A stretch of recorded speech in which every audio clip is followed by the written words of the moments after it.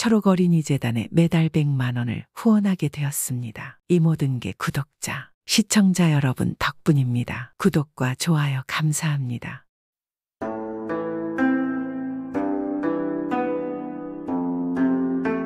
옛날 아주 먼 옛날에 도깨산이라는 곳에는 작은 마을에 돌쇠도령이 살았습니다. 돌쇠도령은 아주 잘생기고 성심 또한 아주 착했습니다. 이 마을 사람들이 돌쇠도령을 자주 칭찬하곤 하였습니다. 돌쇠도령은 어려운 이웃들을 보면 그냥 지나치지 않았습니다. 힘없는 노인과 부모 없는 아이들 등 자신이 돌봐줄 것이 있으면 아무 대가 없이 도와주었습니다. 그래서 마을 처녀들은 돌쇠도령을 모두 흠모하였습니다. 그러나 돌쇠도령은 처녀들에게 눈길을 주지 않거나 도령에게 찾아온 처녀들을 모두 거절하였습니다. 이런 돌쇠도령이 어느 날 산보를 마치고 집으로 가고 있었습니다. 그런데 마을 어귀에서 개가 심하게 짖는 소리가 들려왔습니다. 돌쇠도령은 아무 일도 없거니 하고 지나가려 찰나에 개가 짖는 소리는 더욱더 심해졌습니다. 그래서 개가 짖는 소리가 들리는 곳으로 가보았습니다. 그런데 그곳에는 한 마리의 개가 계속해서 짖는 것입니다. 왜 그런 것이냐? 무슨 일이 있는 거야? 왜 이리 짖는 것이냐? 그래서 돌쇠도령은 주위를 흩어보자 새끼로 보이는 강아지가 누군가의 돌에 맞았는지 피를 흘리고 있었습니다. 돌쇠도령은 깜짝 놀라서 강아지에게 가보았습니다. 강아지는 계속 피를 흘리고 있고 돌쇠도령은 순간 당황했습니다. 이를 어쩌나? 지금 의원으로 간다고 한들 이런 보잘것없는 강아지는 봐줄 일은 없을 터인데. 이렇게 저렇게 돌쇠도령은 이 생각 저 생각을 하고 있는데 갑자기 아녀자의 목소리가 들려왔습니다. 도련님 잠깐 비켜보세요. 강아지가 피를 흘리고 있잖아요. 순간 돌쇠는 목소리가 들리는 곳을 보자 그곳에는 어여쁜 처녀가 서 있는 것입니다. 처녀는 망설임 없이 자신의 저고리를 잘라서 강아지의 머리에 감는 것입니다. 그리고 피가 멈춘 강아지를 안고서 황급히 어디론가 가는 것입니다. 돌쇠도령은 떠나가는 처녀를 보고 멍해 있다가 정신을 차리고 바로 처녀의 뒤를 따라갔습니다. 한참을 간 후에 처녀는 큰 기와 집으로 들어가는 것입니다. 돌쇠도령은 더 이상 갈 수 없게 되었습니다. 어떻게 하지? 그만 집으로 가야만 하는 것인가? 그런데 저 처자는 누구지? 이 거울에서는 본 적이 없는 처자인데. 돌쇠도령은 강아지도 걱정되고 갑자기 나타난 처녀에 관해서도 궁금했습니다. 그래서 집으로 가지 않고 처녀의 집 앞에서 하염없이 기다렸습니다. 그런데 얼마 후 문이 열리며 처녀가 집 밖으로 나온 것입니다. 그러자 돌쇠는 처녀에게 다가가 물었습니다. 저 낭자 강아지는 어떻게 되었소? 살 수는 있는 것이요. 그러자 처녀는 미소를 지으며 돌쇠도령에게 말하는 것입니다. 예, 도련님. 지금 피가 멈추어서 따뜻한 곳에 눕혔습니다. 의식이 돌아오면 미움이라도 먹이면 괜찮아질 것입니다. 그런데 도련님은 그것이 걱정되어 이리 저를 기다리는 것입니까? 돌쇠도령은 이제서야 마음의 평온이 찾아오고 정신을 바짝 차리고 처녀를 보았습니다. 그런데 처녀는 여태 보지 못한 미모와 자태를 가지고 있었습니다. 그리고 여태 보았던 다른 처자와 달리 심성이 너무 고왔습니다. 돌쇠도령은 한눈에 처녀를 연모하게 되었습니다. 그리고 조심스럽게 처녀에게 물었습니다. 저는 큰감나무 집에 살고 있는 돌쇠라는 사람입니다. 당신은 누구신지요? 그러자 처녀는 부끄럽다는 듯이 머뭇거리다 말하는 것입니다. 저는 이 고을에 온 지 얼마 안 된 김판서이여식 꽃분이라 합니다. 이렇게 둘은 서로 연모하는 사이가 되었습니다. 그리고 매일 마을 뒷산에서 함께했습니다. 돌쇠도령이 산에서 기다리면 꽃분이가 몰래 집에서 나와 돌쇠에게 갔습니다. 돌쇠도련님 많이 기다렸지요. 제가 워낙 산에 익숙하지 않아서요. 아니요, 이곳에 온 지 얼마 안 됐소. 앞으로도 늦어도 좋으니 천천히 오시오. 이거 보세요. 제가 도령님이 생각나서 가져왔답니다. 아니, 이게 웬 떡이오. 참으로 맛있게 생겼소. 같이 나눠 먹읍시다. 꽃분이는 떡을 아주 좋아했습니다. 그래서 항상 돌쇠를 만나러 올 때 떡을 싸가지고 왔습니다. 그래서 돌쇠도령과 꽃분이는 늘 산에 올라 함께 떡을 나누어 먹으며 즐거운 시간을 보냈습니다. 그런데 이 도깨산에는 아주 못생기고 욕심이 많은 도깨비가 하나 살고 있었습니다. 이 도깨비는 햇빛을 싫어하여서 낮에는 동굴 속에 숨어서 지냈고 해가 지면 산을 오르는 사람들을 괴롭히고 못살게 구는 아주 못된 도깨비였습니다. 그런데 그러던 어느 날이었습니다. 그날도 밤이 되어 사람들을 괴롭히려고 산에 나와 있던 도깨비는 도통 산을 오르는 사람들이 없자 너무 심심했습니다. 아이 뭐야? 왜 아무도 안 지나가는 거야? 오늘은 사람들 괴롭히는 재미를 못 보겠군. 그렇게 아침까지 실망하고 있는 도깨비의 눈에 멀리서 사람들이 보였습니다. 그들은 바로 돌쇠도령과 꽃분이었습니다. 그런데 이 도깨비가 꽃분이를 한 번 보고는 눈이 부신 아름다움에 한눈에 반하게 되었습니다. 이럴 수가 세상에. 아니 어찌 저리 예쁜 사람이 다 있단 말인가? 도깨비는 숨어서 두 사람을 보았습니다. 그런데 아름다운 그녀의 옆에는 돌쇠도령이 있었고 두 사람은 서로 많이 사랑하는 사이처럼 보였습니다. 그러니 이 도깨비의 속은 부글부글 끓었습니다. 이런 역시 저렇게 아름다운 여인이니 당연히 짝이 있는 것이 아니겠는가? 하지만 난 그 꼴을 못 보겠다. 저 처녀를 내 여자로 만들어야겠소. 도깨비는 결국 꽃분이에 대한 연모의 감정이 불타올랐고 그녀를 빼앗고 싶다는 마음이 들었습니다. 그래서 도깨비는 몇 날 며칠을 꽃분이의 뒤를 쫓았습니다. 그리고 그녀가 떡을 아주 좋아한다는 사실을 알아냈습니다. 오라, 그녀는 떡을 좋아하는구나. 좋아, 내가 좋아하는 떡을 만들어주지. 도깨비는 떡을 가지고 그녀에게 찾아가기로 마음을 먹었습니다. 그러다 도깨비에게 불현듯 이런 생각이 들었습니다. 그냥 떡으로는 그녀의 마음을 빼앗을 수는 없을 것이야. 아이 그래 평소에도 허구한 날 떡을 들고 다니면서 먹는 걸 보면 어지간한 떡이란 떡은 다 먹어봤을 것 같던데 안 되겠다.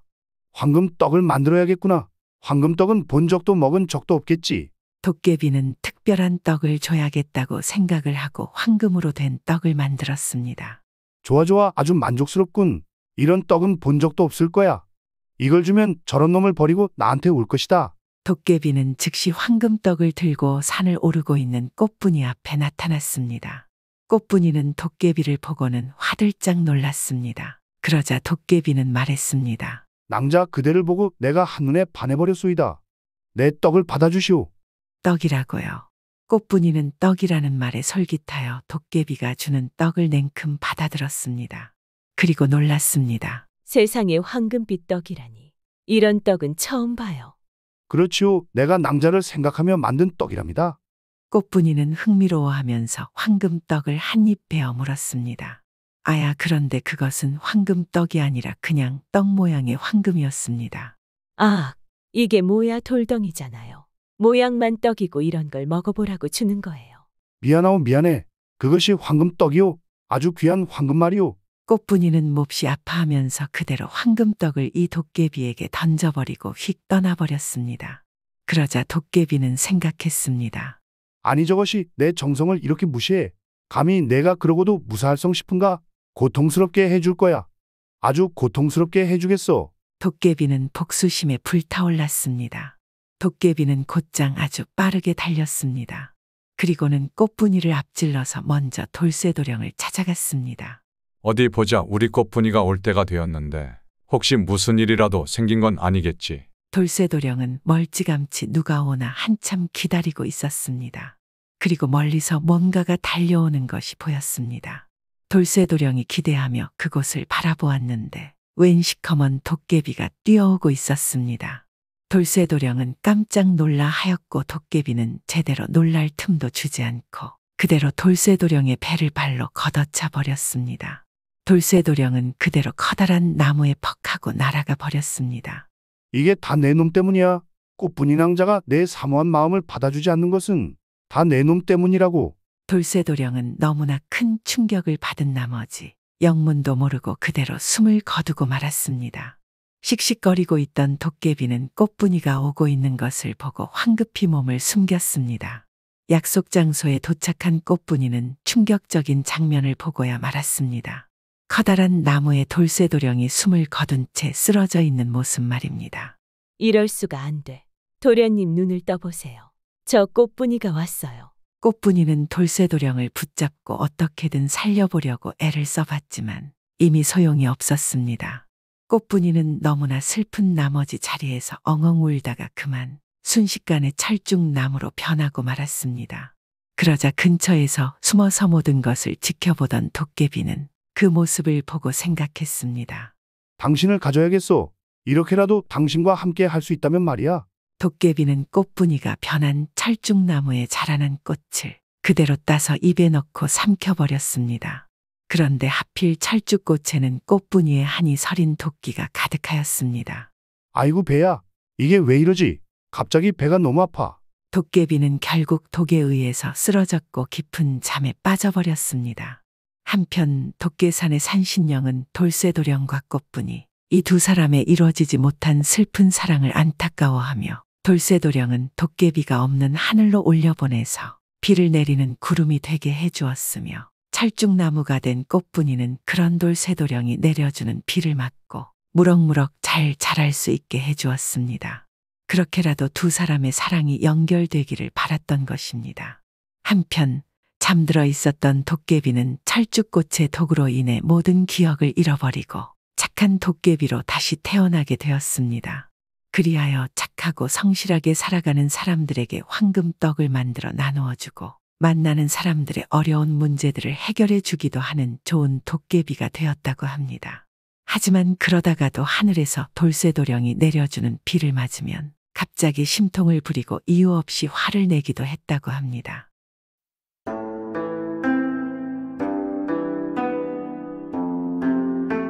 옛날 옛적 한 마을에 나이 지긋한 양반이 살고 있었습니다. 이 양반은 지금껏 아내와 사이좋게 지내며 행복한 나날을 보내고 있었습니다. 아내가 원하는 것이 있으면 뭐든지 들어주고 아내가 아프면 밤새도록 간호하며 지극정성을 다하였습니다. 하지만 아내를 향한 일편단심 마음이 계속 유지되면 얼마나 좋을까요? 이 집에는 여종 꽃분이가 있었는데 어느 날 양반의 눈에 들어오면서부터 결국 문제가 생기기 시작하였습니다. 여종 꽃분이의 나이는 16살이었는데 용모는 귀엽고 또한 착한 심성을 가지고 있었습니다. 양반의 부인 중 마님은 이런 꽃분이를 각별히 아끼고 있었습니다. 그러나 양반은 틈만 나면 꽃분이를 따로 불러 탐하려고 하니 당연히 자신의 아내에게는 소홀히 대할 수밖에 없었습니다. 꽃분이는 자신을 총애하는 마님에게 상처를 줄 수 없어 양반에게 강하게 거부하며 달아나기를 몇 차례 반복하였습니다. 그러나 양반은 자신을 거역하는 꽃분이에게 대노하며 심기가 매우 불편해졌습니다. 아니 감히 여종 주제에 내 명을 거역하다니 이게 말이 되는 것이냐. 내 체면이 있는데 이대로 두고 볼 수는 없는 일이구나. 날이 밝으면 엄벌에 처해 본을 보여줘야겠구나. 각오하고 있거라. 이 말을 들은 꽃분이는 불안해지기 시작하였습니다. 그 길로 마님을 찾아가 눈물을 보이며 사정하기 시작하였습니다. 마님, 저를 죽여주십시오. 대감님의 명을 따르자니 마님께 누가 될 것이고 따르지 않자니 대감님이 엄벌을 내려맞아 죽을 것이니 이 일을 어찌한단 말입니까? 하며 모든 사실을 마님께 털어놓기 시작하였습니다. 이 사실을 안 마님은 놀라기보다는 오히려 꽃분이를 가여워하며 다독였습니다. 사실 마님은 그간 양반의 행동을 보며 이 상황을 다 짐작하고는 고민하고 있던 참이었습니다. 꽃분아, 원래 사내란 여색을 멀리하기가 어려운 것이란다. 주책스럽긴 하지만 너의 어린 몸을 보고 욕정이 생긴 나이든 대감을 어찌 나무랄 수가 있겠느냐. 어린 네가 가련하다만 내 걱정은 접어두고 대감의 명을 따라 목숨을 부재하거라. 그게 지금 상황에서는 최선인 것 같구나. 미안하구나. 이 말을 들은 꽃분이는 펄쩍 뛰며 이야기하였습니다. 마님, 아니되옵니다. 어찌 자식처럼 아껴주시고 길러주신 마님의 은혜에 보답하지는 못할 망정 마님의 가슴에 대못을 박을 수 있겠습니까? 마님의 눈에 가시가 되어 사느니 이 길로 강물에 몸을 던져 죽어버리겠습니다. 저는 도저히 못하겠습니다. 마님은 꽃분이의 간절하고 진심 어린 마음이 얼마나 기특하지 않을 수 있겠습니까? 잠시 생각에 잠기더니 자신이 몸에 지니고 있던 비녀와 금 등을 챙겨 꽃분이에게 건네며 이야기하였습니다. 꽃분아, 이제 더 이상 이 집에 머물지 말거라. 사람으로 태어난 데에는 모두가 이유가 있고 가치가 있는데 어찌 함부로 목숨을 버린다는 것이냐. 이것들을 가지고 내가 가고 싶은 곳이 있다면 어느 곳이라도 좋으니 조용히 숨어 지내거라. 이것이면 살림 미천으로 하기에 아주 부족하지는 않을 것이다. 이것밖에는 내가 해줄 수 있는 게 없구나. 미안하다, 꽃분아. 마님은 첫 딸기 올 때까지 꽃분이와 담소를 나누며 기다렸다가 몸소 대문을 열어주며 몰래 꽃분이를 달아나게 도와주었습니다. 꽃분이는 집 밖으로 나오자마자 무작정 걷고 또 걸었습니다. 어려서부터 집안 생활만 하던 꽃분이는 문 밖을 벗어나 본 적도 없으니 길을 알리 만무하였고 넓은 세상에 어린 자신의 몸으로 살아가야 한다는 것이 두렵기만 하였습니다. 집을 나온 이후 목적도 없이 큰 길을 따라 한참을 걸어가다 보니 강이 보이기 시작하였습니다. 꽃분이는 아무도 없는 곳에 홀로 앉아 갈 곳 없는 신세를 한탄하며 죽을 생각만 하고 있었습니다. 그때 꽃분이의 등 뒤로 발소리가 들리기 시작하였습니다. 긴장한 꽃분이가 뒤를 돌아보니 한 건장한 사내가 자신을 바라보며 말을 건네는 것이었습니다. 여보시오 낭자, 이리 이른 새벽에 홀로 어딜 가시는 것이오? 왜 거기 외롭게 앉아 있는 것이오? 도련님, 슬프고 원통한 일이 있어 강에 빠져 죽으려 하고 있습니다. 그 말을 듣자 건장한 사내 칠복이는 깜짝 놀라며 꽃분이에게 제안 하나를 하였습니다. 낭자, 사람의 목숨이 귀하거늘 어찌 함부로 목숨을 끊을 수 있소? 내가 지금 당신의 심정을 정확히 알 수는 없지만 죽을 마음이면 그 용기로 나와 혼인하여 살아보는 것이 어떠시겠소? 나도 아직 장가를 가지 않았으니 말이오. 한번 잘 생각해 보시오. 꽃분이는 목숨을 스스로 버린다는 것이 말처럼 쉬운 일이 아님을 알기에 칠복이의 말에 고개를 끄덕이며 그를 따라가게 되었습니다. 이렇게 칠복이와 꽃분이는 넉넉한 삶은 아니었지만 서로 아끼면서 행복하게 잘 살고 있었습니다. 그로부터 세월이 흐르고 흘러 양반 부부는 세상을 떠났고 부부의 아들마저 이름 모를 병에 들어 급작스럽게 죽음을 맞이하니 양반의 집에는 손자 하나만 남게 되었습니다. 하지만 재산을 관리할 줄 모르는 손자는 집안이 몰락해 가는 것을 그저 바라볼 뿐 할 수 있는 것이 없었습니다. 도저히 홀로 생계를 꾸려갈 수 없는 상황까지 다다르게 되자 손자는 곰곰이 생각하다 문득 선대 노비들이 곳곳에 흩어져 살고 있다는 사실을 떠올렸습니다. 맞다. 내가 직접 그 노비들을 찾아가면 필히 생계를 꾸려갈 수 있는 돈을 얻을 수 있을 것이야. 다행이구나. 이제 살았구나. 손자는 홀로 길을 떠나게 되었고 선대 노비들이 여럿 모여 사는 곳을 수소문하여 알게 되었습니다. 바로 그곳에 찾아가 노비였던 자들을 불러 세워놓고 자신의 호적과 노비 문서를 내보이며 이야기하였습니다. 당신들은 모두 내 선대의 노비들이었소. 이 문서를 한번 보시오. 오늘 내가 몸값을 받으러 왔소이다. 어서 나에게 돈을 바치도록 하시오. 노비들은 마지못해 그 자리에서 그리하겠노라 이야기했지만 마음속으로는 저마다 딴 생각을 품고 있었습니다. 저 양반 혼자 우리 몸값을 받으러 온 건가? 저 사람만 없으면 아무도 우리가 노비였던 사실을 모를 텐데 조용히 없애는 것이 어떠하시오? 그렇다고 어찌 사람을 죽일 수 있단 말인가? 조금 더 생각해보세. 이게 간단한 문제가 아니지 않소. 꽉 막힌 새님처럼 생겼는데 사정을 해봐야 통하지도 않을 것 같으니 말이오. 내가 오죽 답답하면 이런 말을 하겠소. 하지만 그냥 돈을 바칠 수는 없지 않소. 노비들은 한데 모여 의견이 좁혀지지 않자 거수를 통해 이를 결정하기로 합의하고 결국 손자를 죽이기로 의견을 모았습니다. 노비들은 방 하나를 마련하여 손자를 쉬게 하고는 저녁밥과 거대한 술상을 대접하였습니다. 손자는 이 사실을 까맣게 모르고 고단한 몸으로 여러 날을 걸어온지라 술 한잔하니 깊은 잠에 빠지게 되었습니다. 밤이 깊어지자 갈증을 느낀 손자가 잠에서 살짝 깨어 냉수를 한 사발 들이키는데 밖에서 수많은 사람들의 발소리가 들리자 숨지기고 바깥의 동향을 살피게 되었습니다. 자네가 먼저 들어가 저놈의 목을 따게. 지금이 딱 좋은 기회일세. 왜 나인가? 자네가 먼저 문을 열고 들어가게나. 아이고, 왜 이리 겁이 많아. 칼을 어서 이리 주시오. 내가 먼저 들어가겠소. 그제서야 상황 파악을 제대로 하게 된 손자는 덜컥 겁을 먹고 어쩔 줄을 몰라 하고 있었습니다.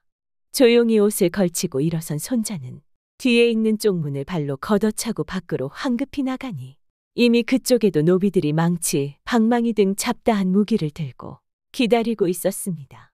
다급한 손자는 마당과 담장 사이를 빙빙 돌며 사람들을 피해 도망 다니다가 이제 나는 죽었구나 생각하던 차에 낮은 울타리를 발견하고는 울타리를 훌쩍 뛰어넘어 도망가기 시작하였습니다. 그 뒤로 손자는 뒤도 안 보고 정신없이 달리기 시작하였습니다.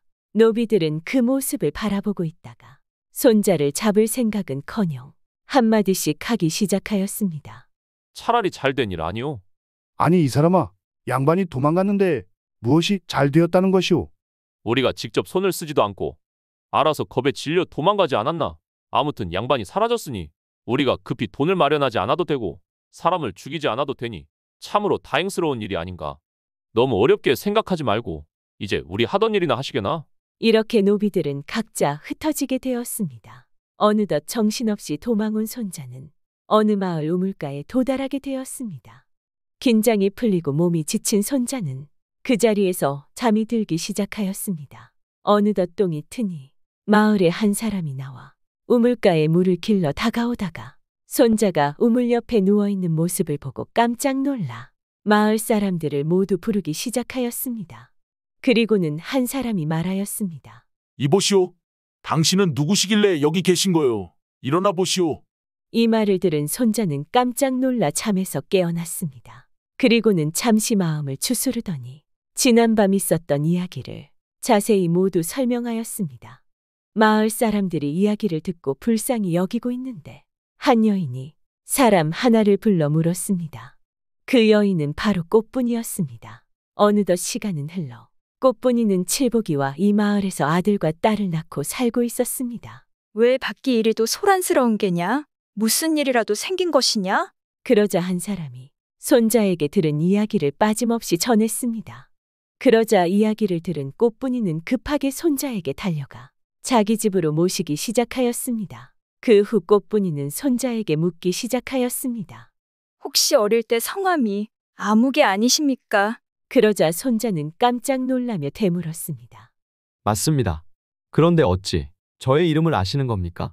그러자 꽃분이가 자세히 설명을 하기 시작하였습니다. 손자는 자신이 여종으로 살던 양반집 손자였던 것이었습니다. 제가 어린 시절 도련님 댁에서 종으로 살면서 마님께 커다란 은혜를 입었습니다. 오늘까지 이리 살고 있는 것 역시 모두 마님의 은덕이 아닌 것이 하나도 없습니다. 제가 살면서 한시도 마님의 은혜를 잊고 산 적이 없습니다. 그런데 오늘 뜻밖에도 이렇게 도련님을 뵈오니 이것이 모두 하늘의 뜻이 아니고 무엇이겠습니까? 이렇게 말하고는 꽃분이는 자신의 아들을 불러 말했습니다. 아들아, 이분이 우리의 상전이시니 얘를 갖추고 문안 올리거라. 그리고는 며느리도 불러 문안을 드리게 하고는 잔치상을 크게 차리거라. 자세한 건 나중에 설명해 주마. 내 말을 알아듣겠느냐? 그러나 이 말을 들은 아들의 생각은 달랐습니다. 풍채가 건장하고 성격이 호탕하다 못해 오만하기까지 했으며 이 마을에서 재산이 많기로는 으뜸가는 집안에 호령하는 자가 수십여 명이 넘으니 기세가 하늘을 찌를 듯 거침이 없는 사람이었습니다. 그런데 갑자기 어디서 나타났는지도 모를 거렁뱅이 같은 양반 하나가 자신의 상전이라며 머리를 쪼아리게 하니 영 체면이 서지 않았습니다. 당연히 이 상황을 받아들일 수 없지 않겠습니까? 하지만 어머니에 대한 효심만은 지극한지라 그 분함을 꾹 누르고 참고 있는 것이었습니다. 이 상황을 짐작한 손자는 꽃분이에게 이야기하였습니다. 내가 집을 떠나온 지 한참이 되었네. 하루 빨리 돌아갔으면 하니 자네가 내가 빨리 돌아갈 수 있도록 좀 도와주게나. 도련님, 며칠 더 머문다 한들 무슨 일이야 생기겠습니까? 일단 오늘은 주무시고 내일 다시 이야기하시지요. 그리고는 꽃분이는 밤이 깊어지기를 기다려 아들이 밤에 골아 떨어진 것을 확인하고는 손자를 깨워 귀에다 대고 조용히 이야기하였습니다. 도련님께서도 우리 아들의 기색을 보셨겠지만 저놈이 제 명리라 감히 마지못해 겉으로는 순종하는 척하지만 그 속내는 저도 헤아리기 힘들답니다. 자신이 노비의 출신이라는 것을 제 아들이 알게 되었으니 도련님이 돌아가시다가는 도중에 무슨 일이 벌어질지 모를 일입니다. 그러면 나보고 어찌하라는 것인가? 어디 멀리 도망가서 자네 아들과 다른 노비들의 눈을 피해 숨어 살기라도 하라는 것인가? 무슨 방도를 말해줘야 하지 않겠나? 꽃분이는 걱정하는 손자를 다독이고는 안심시키며 이야기하였습니다. 저에게 한 가지 묘책이 있어옵니다. 그대로 따르시겠습니까? 무슨 묘책인가? 한번 드러나 보세. 저에게는 딸 하나가 있습니다. 심성이 곱고 예쁘게 생긴 아이랍니다. 제가 저의 딸을 도련님께 시집 보내려 하는데 어떠신지요? 손자는 갑작스런 꽃분이의 제안에 고민에 빠지기 시작하였습니다. 아무리 지금은 몰락한 가문이라고는 하나 그래도 한때 이름께나 떨치던 재상의 가문인데다 자기 집안의 노비였던 사람의 딸과 혼인을 하라고 하니 생각에 많아져 쉽사리 대답을 하지 못하고 있었습니다. 도련님, 제가 옛 주인의 은혜를 잊지 못해 이런 방법을 생각하였는데 어찌 고민만 하고 계십니까? 저도 제 딸을 드리는 겁니다. 제 마음도 편하겠습니까? 하지만 이 방법이 아니라면 도련님은 살아선 고향 땅을 밟지 못하실 겁니다. 다 도련님을 위한 일이옵니다. 제 말을 들으셔야 합니다. 간곡히 진심을 다해 이야기한 꽃분이의 말을 듣고 그제서야 손자는 꽃분이의 제안을 받아들였습니다. 다음 날이 되자 꽃분이는 아들을 불러놓고 이야기하였습니다. 내가 너의 여동생을 내 옛 상전에게 시집 보내려 한다. 너는 오늘 밤 안에 홍구를 모두 마련하거라. 내 명을 어기면 가만두지 않을 것이다.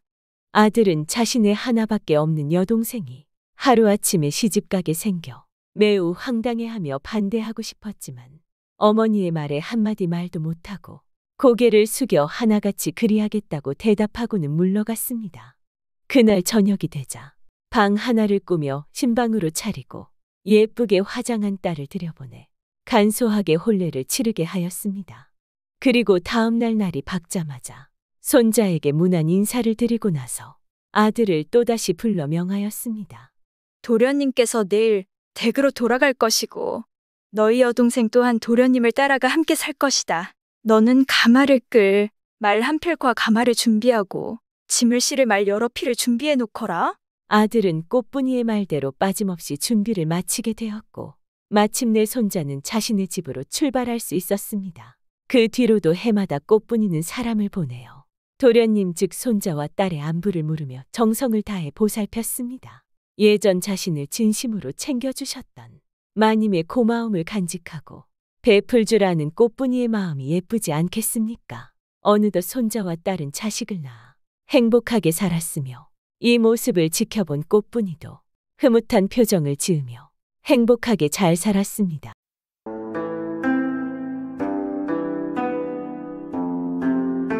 오늘은 은혜 갚은 두꺼비 이야기를 해볼까 합니다. 두꺼비라고 하는 것이 생기기는 미련하고 징그럽게 생겼지만은 그게 참 영물인 모양입니다. 옛 이야기에 나오는 두꺼비는 다 사람한테 좋은 일만 하지 사람 해코지 하는 두꺼비는 없거든 말입니다. 이 이야기도 사람한테 좋은 일하는 두꺼비 이야기니 어디 한번 들어봐 주세요. 옛날 옛적 어떤 가난한 집에 한 처녀가 있었는데 이 처녀는 홀아버지와 함께 살았습니다.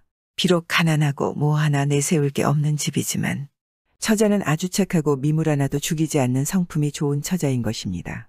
나이가 차서 벌써 시집을 가도 되겠지만 집에 남겨질 홀아버지 때문에 많이 들어오는 혼처도 차일차일 미루는 상황이었습니다.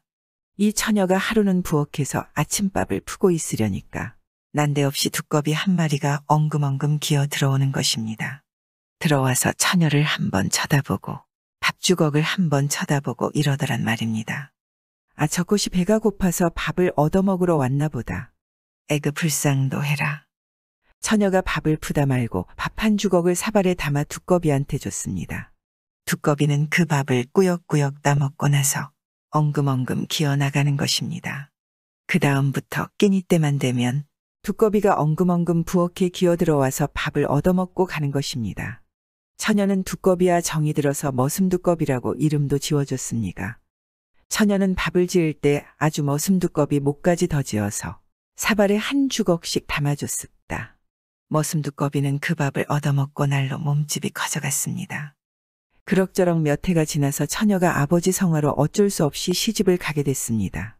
시집 가기 전날 저녁에 두꺼비가 밥을 얻어먹으러 왔기에 밥을 한 사발 수북이 퍼주면서 머슴두꺼봐 머슴두꺼봐 불쌍한 머슴두꺼봐 이제 내가 시집 가고 나면 누가 너한테 밥을 줄꼬 이 밥이나 실컷 먹고 잘 살아라 하면서 등을 쓰다듬어줬습니다.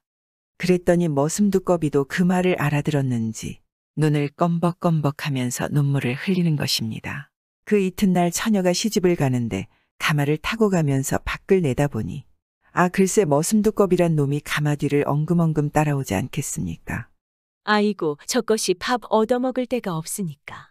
나 시집 가는 데까지 따라오는구나. 이러고 시집을 갔는데 시집 가서도 끼니 때만 되면 머슴두꺼비가 부엌에 엉금엉금 기어들어 오는 것입니다. 밥 얻어먹으려고 들어오는 거지 않겠습니까? 그래서 머슴두꺼비에게 밥을 한 사발 담아주면 꾸역꾸역 다 먹고 가고 이렇게 살았습니다. 그런데 얼마 안 가서 처자의 남편이 갑자기 저 세상으로 가버린 것입니다. 어린 나이에 과부가 된 것입니다. 처자는 모든 걸 팔자로 생각하고 머슴두꺼비를 의지하며 살았습니다. 그렇게 사는데 이색 씨가 사는 고을에 참 괴이한 일이 생겼습니다. 이 고을의 원님이 내려오기만 하면 그날로 죽는 것입니다. 누구든지 새로운 원님은 하룻밤 자고 나면 죽어 나온단 말입니다. 그러니 이 고을의 원으로 내려올 사람이 없지 않겠습니까? 누가 죽을 줄 뻔히 알면서 오겠습니까? 그러니 나라에서는 많은 돈을 주고 사람을 사서라도 원으로 앉히려고 동네방네 방을 붙였는데 그래도 나서는 사람이 없습니다. 뭐 동냥아치고 각설이고 아무나 돈을 주고 사서 관복을 입혀가지고 동원에 들여놓으면 이튿날 아침에 죽어 나오니 누가 나서겠느냐 말입니다. 색시가 이 소문을 듣고 생각하기를, 친정아버지가 나를 시집 보내고 의지할 데 없이 가난하게 사는 것이 차나깨나 마음에 걸렸는데 내 몸 하나 없는 셈치고 원님으로 나서서 돈을 많이 받아 아버지 여생이나마 편하게 지내게 해드려야겠다. 이렇게 작정을 하고 나섰습니다. 동네방네 사람 구하러 다니는 관원에게 가서 안악내도 사겠느냐고 물어봤습니다. 나라에서야 급한 참에 뭐 안악내고 남정내고 가릴 것이 있겠습니까? 선뜻 그럼하고 하지 않겠습니까? 그렇게 해서 색시는 많은 돈을 받아서 친정아버지께 보내고 그날로 관복을 차려입고 고을원이 묵는 관하로 갔습니다. 그런데 색시가 죽으러 가는 것을 아는지 모르는지 머슴두꺼비란 놈이 엉금엉금 기어서 색시를 따라오는 것입니다. 머슴두꺼봐, 머슴두꺼봐. 불쌍한 머슴두꺼봐. 이제는 나를 따라와도 소용없다. 이 길이 저승 가는 길인데 누가 너에게 밥을 주겠느냐. 그래도 머슴두꺼비란 놈은 눈만 껌벅껌벅하면서 색시 뒤를 따라오는 것입니다. 가다가 멈춰 서면 두꺼비도 멈춰 서고 걸으면 머슴두꺼비도 따라 걷고 이렇게 자꾸 따라오니 어쩔 도리가 있겠습니까? 그래서 함께 갔습니다. 관아에 가서 색시가 방에 들어가니 머슴두꺼비도 따라 들어오는 것입니다. 색시가 아랫목에 앉으니 두꺼비는 윗목에 척 앉아 있는 것입니다. 둘이 그러고 앉아 있는데 밤이 이슥해지니까 두꺼비가 갑자기 색시 머리 위로 하얀 입김을 푸푸 내뿜더란 말입니다. 왜 그러나 하고 머리 위를 쳐다보니 천장에서 팔뚝만 한 왕지네가 디롱디롱 매달려 내려와서 색시 머리를 물려고 그러지 뭡니까? 그런데 머슴두꺼비가 내뿜는 입김 때문에 못 물고 도로 천장으로 스르르 올라가는 것입니다. 조금 있으니 지네가 또 내려와서 색시를 물려고 하다가 머슴두꺼비가 입김을 내뿜으니까 도로 올라가는 것입니다. 조금 있다가 또 그러고 또 그러고 이렇게 밤새도록 지네가 내려오기만 하면 머슴두꺼비가 입김을 내뿜어 쫓았습니다. 그러다 보니 날이 샜습니다. 날이 새니까 마을 사람들이 지게에다 거적을 얹어 짊어지고 괭이를 들고 찾아왔습니다. 원님으로 들어간 사람은 그날로 죽어 나오니 이번에도 틀림없이 죽었을 거라고 생각하고 장사를 치르려고 온 거지 않겠습니까? 와보니 색시가 멀쩡하게 살아있거든 말입니다. 모두들 놀라서 난리가 났습니다. 색시가 마을 사람들더러 천장을 뜯어보라고 했습니다. 사람들이 천장을 뜯어보니 대들보 밑에 커다란 왕지네가 매달려 있는데 이놈이 그동안 얼마나 많은 사람의 피를 빨아먹었는지 온몸이 새빨간 것입니다. 사람들이 그 지네를 잡아다 팔팔 끓는 기름솥에 넣어 죽였습니다. 그러고 나니 아무 일이 없는 것입니다. 색시는 그 뒤에도 고을원으로 앉아 정사를 보았는데 세금과 부역을 줄이고 송사를 공평하게 닦아서 백성들의 칭찬이 자자했습니다. 두꺼비는 어찌 되었을까요? 참 그 두꺼비는 지네가 죽고 난 뒤에 하늘로 올라갔다고 하는데 본래 하늘나라 사람이었던가 봅니다. 머슴 두꺼비는 하늘나라에서 옥황상제를 보자 하는 일을 했는데 1000개의 명을 어기고 몰래 인간 세상에 내려와 놀곤 했습니다. 그런데 이것을 안 옥황상제께서 괘씸하게 여기고 1000개로 올라오지 못하도록 두꺼비로 만들었습니다. 그런데 인간 세상을 어지럽게 하는 미물인 백년 먹은 지네를 죽이자 옥황상제의 화도 풀려서 죄를 사하고 다시 천계로 불러들인 것입니다. 그 후로 두꺼비는 인간 세상으로 내려오지 않았습니다. 하늘나라 사람이 죄를 지으면 짐승이나 벌레가 되어서 땅으로 내려온다는 말이 있지 않았겠습니까? 하찮은 미물이라도 정을 준다면 은혜를 갚는다는 이야기입니다. 그런데 요즘 들리는 소문에 의하면 자식들이 키워준 부모의 은혜도 모르고 나몰라라 하는 경우가 가끔 들립니다. 그래도 아무리 힘들어도 우리는 미물보다 나아야겠지 않겠습니까? 구독은 공짜입니다.